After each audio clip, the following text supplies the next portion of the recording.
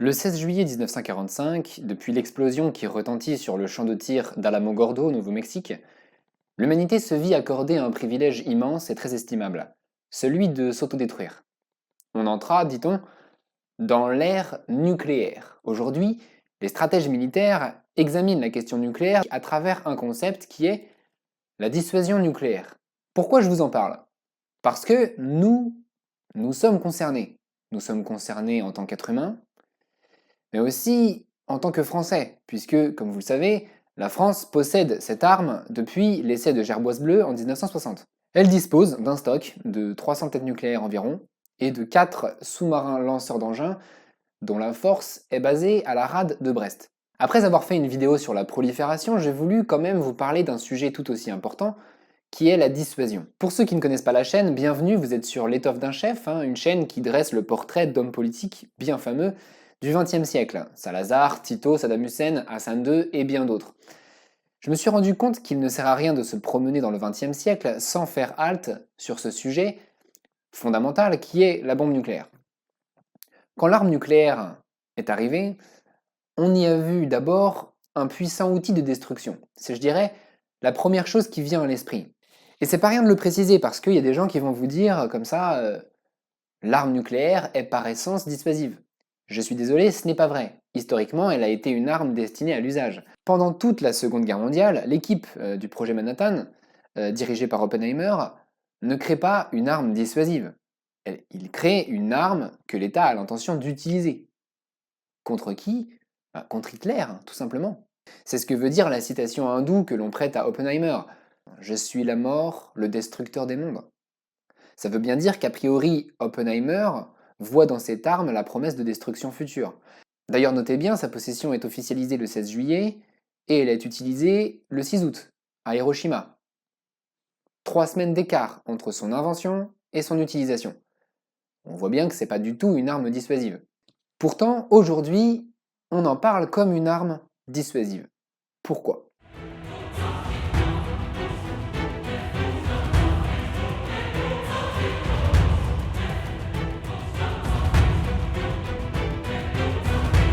Une première manière de se représenter la dissuasion nucléaire est de la voir comme une sorte de jeu, au sens de la théorie des jeux, en mathématiques.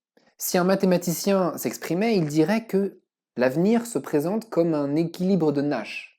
C'est un vocabulaire qui appartient à la théorie des jeux, et ça veut dire un jeu où chaque joueur prédit correctement les choix des autres joueurs, et où chaque joueur cherche à maximiser son gain. La dissuasion nucléaire nous laisse penser qu'aucun joueur n'utilisera jamais l'arme atomique, puisque s'il le fait, son ennemi ou un allié de son ennemi enverra une riposte. Et cette riposte signifie sa destruction absolue. Par conséquent, l'arme nucléaire est utile au joueur, mais non par son utilisation, mais simplement par son existence, par la menace qu'elle fait peser. Et même dans un certain sens, elle accroît les chances de résolution pacifique du conflit. Donc voilà le principe de la dissuasion nucléaire. Détruire mon adversaire, c'est accepter, par ricochet, de me détruire moi-même. Et donc, je ne le fais pas. Alors, est-ce que cette théorie est valable? On pourrait critiquer plusieurs choses. D'abord, est-il vrai que chaque joueur prédit correctement le choix des autres joueurs? Et est-il vrai que chaque joueur souhaite maximiser son gain? Imaginons 2 secondes un joueur qui prédit mal, qui joue mal, qui ne tient pas compte du risque de riposte, comme si c'était un idéologue à courte vue. Ou alors, un joueur qui ne maximise pas son gain. Un kamikaze, par exemple. Bon, mais là, il est clair que la dissuasion nucléaire ne marche pas. C'est peu probable, me direz-vous. C'est peu probable si le joueur est un État, une institution investie de grandes responsabilités et qui ne prend pas de décision à considérer. Mais si le joueur est une organisation paramilitaire, ou une entité infra-étatique, ou un groupe terroriste, ou une secte, oui, d'où l'intérêt de la non-prolifération. Voilà, la dissuasion nucléaire n'est donc valable que dans un contexte de non-prolifération. L'arme est réservée à des joueurs raisonnables, a priori des États.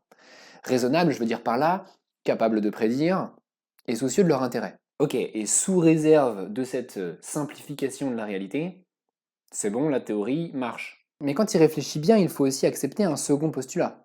L'arme nucléaire est considérée ici comme une arme de destruction absolue. La prédiction du joueur lui fait envisager une perte telle qu'il ne peut espérer aucun gain politique pour la compenser. L'arme n'est pas une arme de destruction massive, là c'est une arme de destruction absolue. On ne peut pas se remettre d'une attaque nucléaire. Donc ça c'est la deuxième condition. Si vous avez bien écouté, vous avez sûrement senti que ces deux conditions sont déjà un peu des interprétations, des préjugés. Mais bon, ces préjugés ont l'air quand même assez proches de la vérité pour espérer leur validité. Mais à t'entendre, j'ai l'impression que la théorie de la dissuasion nucléaire appartient au domaine des croyances, en fait. Non, c'est pas juste une croyance, parce qu'elle a été éprouvée par l'expérience. La dissuasion nucléaire, ça marche forcément un peu, puisque de fait, 9 pays possèdent l'arme nucléaire, et personne ne s'en est servi de 1949 à aujourd'hui. Donc c'est plus qu'une croyance, c'est une croyance qui a été confortée par l'expérience. De 1945, tu veux dire? Non, 1949. Ah non, Hiroshima c'est 45, ça je sais pas grand-chose, mais ça je le sais quand même. Mais Hiroshima c'était à une époque où personne à part les Américains ne possédait l'arme. Il n'y avait donc aucun risque de riposte, donc aucune dissuasion. La théorie de la dissuasion nucléaire ne fonctionne que si 2 joueurs au minimum possèdent l'arme. En 1949, l'Union soviétique fait exploser une bombe atomique au Kazakhstan, et c'est cette date qu'il faut retenir comme début de la mise à l'épreuve de la dissuasion nucléaire. Donc, disais-je, depuis 1949, la dissuasion nucléaire est une doctrine vérifiée par l'expérience à ce jour.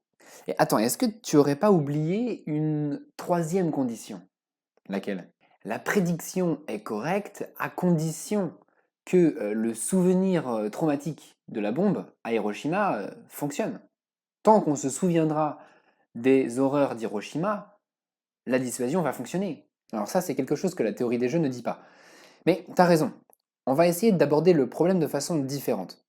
La dissuasion nucléaire dans le monde réel, c'est pas un jeu mathématique.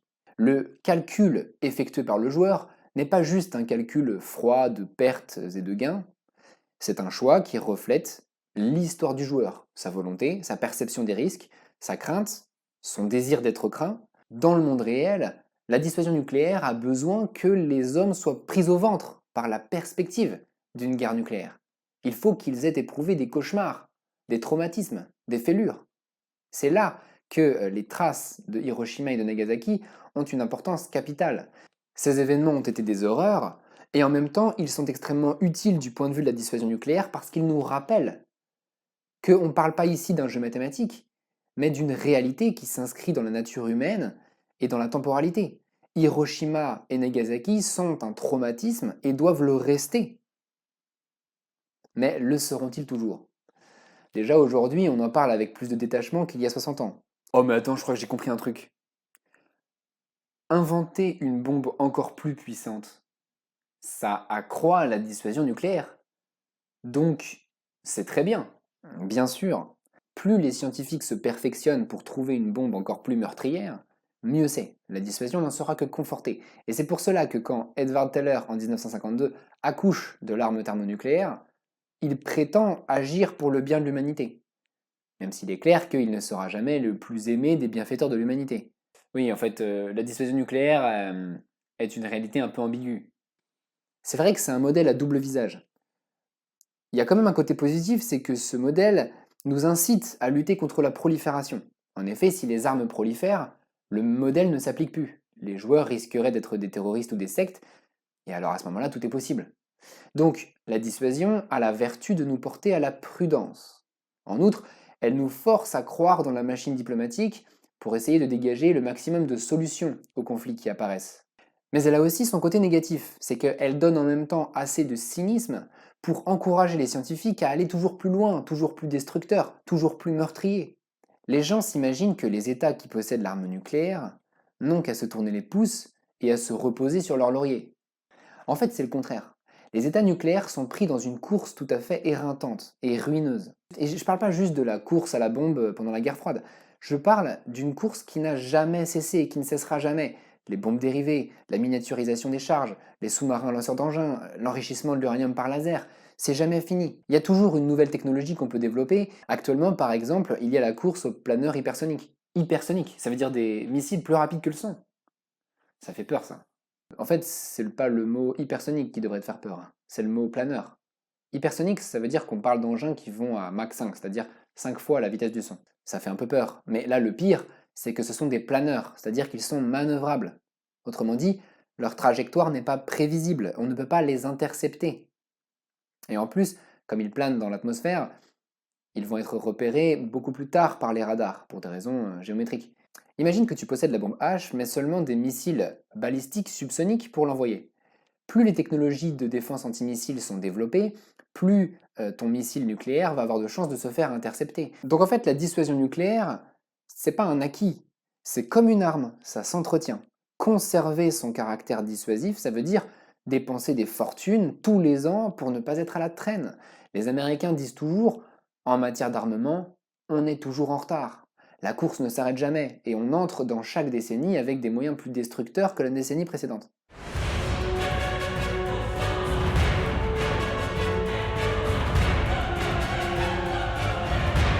Alors, du point de vue d'un État au XXe siècle, la dissuasion nucléaire, c'est quoi? Sous quelle forme se présente-t-elle? C'est un dispositif qui comporte essentiellement quatre volets. En premier lieu, il y a une force de frappe. En France, c'est un ensemble de 300 ogives nucléaires, dont la plupart sont déployés sur des sous-marins lanceurs d'engins ou des avions de chasse, et quelques autres en stock. Ensuite, ce dispositif requiert un ou plusieurs décideurs. En France, il n'y en a qu'un, et c'est le chef des armées, alias le président de la République française. Quand je dis décideur, je veux dire qu'il décide seul de l'usage et du budget annuel. Donc, pas de coupe budgétaire pour le budget nucléaire. En troisième lieu, le dispositif est entouré d'un secret militaire, qui est garanti en principe par le code de tir. Il est d'usage de dire que ce code se trouve dans la fameuse sacoche qui suit le président dans tous ses déplacements. Pour être honnête, cette sacoche contient des moyens de communication sécurisés qui permettraient aux décideurs de déclencher l'arme à quelque endroit qu'il se trouve.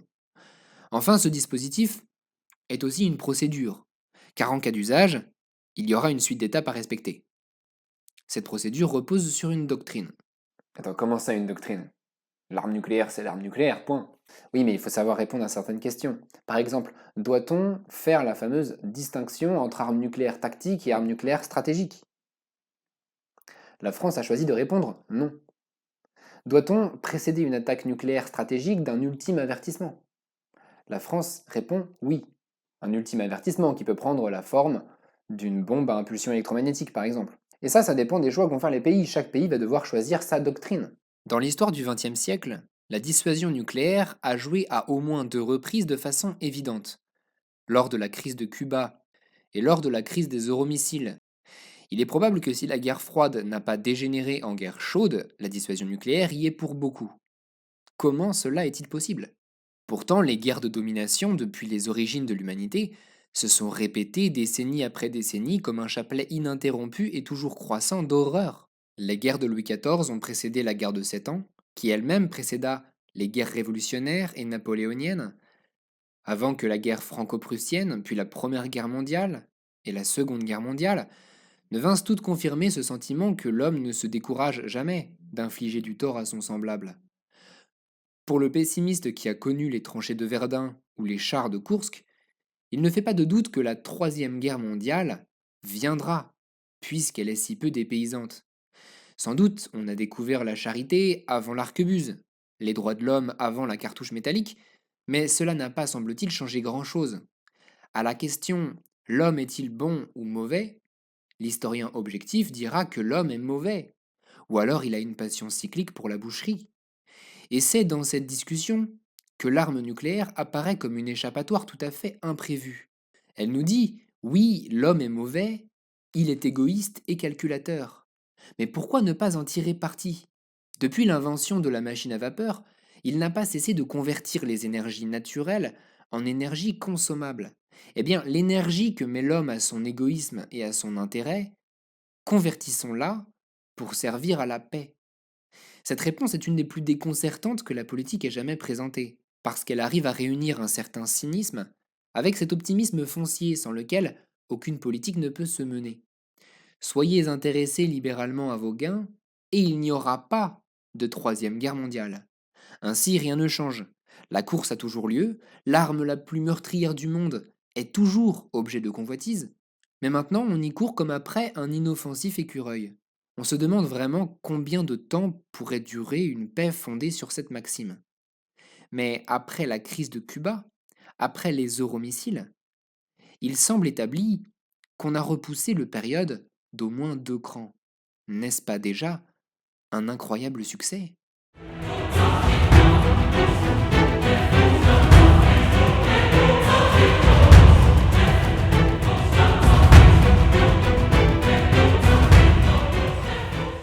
Le 16 juillet 1945 fut un point de non-retour.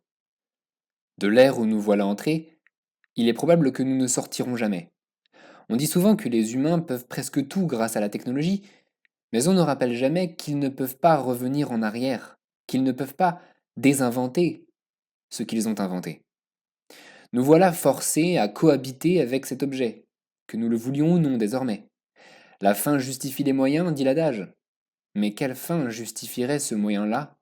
Quelle idéologie, quel mythe, quelle offense? A priori, il n'en existe pas. Et nous voilà rassurés.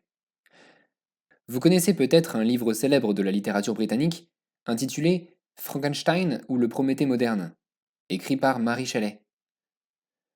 Nous ressemblons beaucoup au docteur Frankenstein, ce savant de bonne volonté, dont le savoir engendra une créature hideuse, et qui dépensa le reste de sa vie à rattraper les conséquences de sa maladresse. Car l'arme nucléaire est avant tout une maladresse. D'ailleurs, on ne parle pas des innombrables accidents impliquant des avions ou des sous-marins vecteurs d'armes nucléaires. On ne soupçonne pas le nombre d'ogives nucléaires qui ont été égarées en mer ou accidentellement larguées par les départements de défense américains ou soviétiques. Les accidents de Goldsboro, de Palomares et de Tulé figurent parmi les plus spectaculaires. La plus grande limite de la dissuasion nucléaire se trouve certainement dans les erreurs humaines, ne serait-ce que parce que la situation est nouvelle et nécessite un apprentissage, ou parce que les statistiques impliquent forcément certaines erreurs. Ainsi, à Goldsboro en 1961, c'est un simple interrupteur à faible voltage qui a empêché la bombe accidentellement larguée d'exploser en Caroline du Nord, sur territoire américain. Mais en ce qui concerne les intentions humaines, nous espérons être protégés. Vous vous souvenez peut-être de ce passage du livre où Frankenstein fabrique un deuxième monstre pour apaiser la colère du premier. Je ne sais pas exactement à quoi Mary Shelley pensait en écrivant ce chapitre, mais voilà, c'est ça la dissuasion nucléaire. Ça consiste à créer un deuxième arsenal pour annuler la menace du premier. Et là, de façon extraordinaire, les armes nucléaires ne sont plus des instruments de guerre, mais deviennent, comme par magie, des instruments de paix. Cela pallie-t-il les erreurs humaines? Non. Cela remplace-t-il une véritable éthique de la guerre? Non. Est-ce une illusion? Peut-être. Mais les hommes étant les hommes, il faut savoir parfois respecter les illusions. Elles sont le seul artifice que nous avons trouvé pour apprivoiser les monstres que nous avons engendrés.